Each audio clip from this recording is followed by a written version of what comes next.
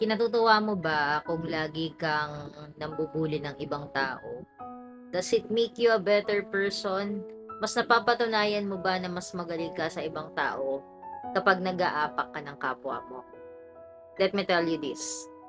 Hindi mo alam na yung tao na ginaganyan mo, yung pinapahiya mo sa iba, yung sinisiraan mo, hindi mo alam, binibreak mo na pala siya.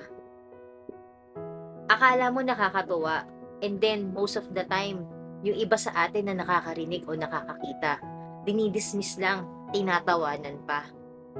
Paano kung yung tao na yun na ginaganon mo, yun na pala yung breaking point niya? Hindi ka ba na-ashamed sa ginagawa mo? Ganito na ba talaga yung mundo ngayon?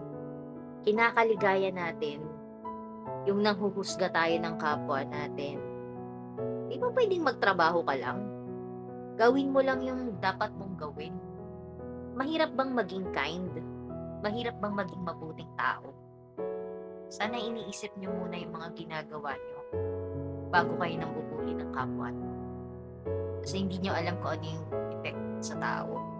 Hindi niyo alam kung ano yung pwedeng mangyari sa kanya.